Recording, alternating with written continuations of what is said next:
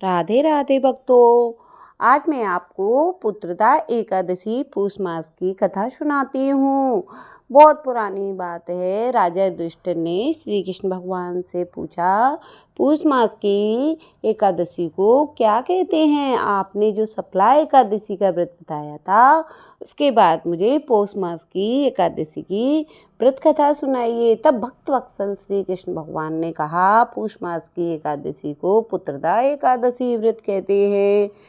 इस व्रत को करने से उत्तम संतान की प्राप्ति होती है, जिससे हमें सुख प्राप्त होता है और हमारे पितृ हैं वो स्वर्ग में तृप्त होते हैं।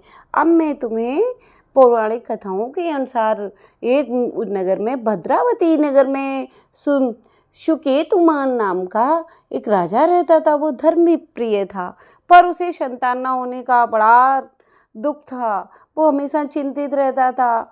राजा और रानी अत्यंत चिंतित रहते थे। रानी को भी बहुत सी बात की चिंता रहती थी कि मुझे कोई संतान नहीं है, क्योंकि वंश आगे ना बढ़ जाने की पीड़ा उन्हें हर समय सताती थी, व्यथित करती थी। एक दिन राजा वन को गए और दुखी होकर रोने लगे।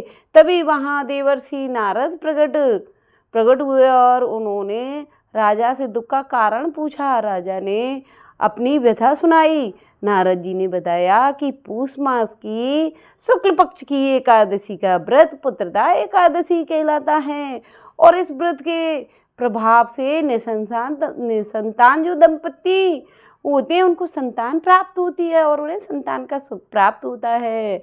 नारद जी के निर्देश अनुसार राजा रानी ने विधि विधान से व्रत किया और व्रत के पुण्य से समय आने पर राजा रानी ने सुंदर और योग्य पुत्र को जन्म दिया।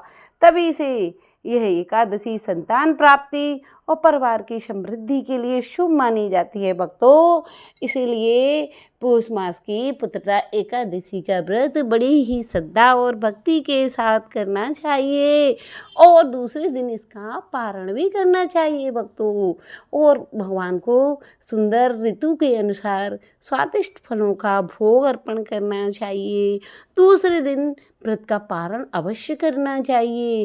व्रत का पारण करने से हमें उस व्रत का फल 100 गुना अधिक मिलता है। इसलिए भक्तों, व्रत का पारण अवश्य करना चाहिए। इस बार पूष मास कृष्ण पक्ष की एकादशी 31 दिसंबर को पड़ रही है, और इसका पारण सुबह 7:15 बजे 7:15 से 9:55 तक होगा। इसलिए इसका व्रत का पारण 1 जनवरी को अवश्य करें भक्तों। राधे राधे।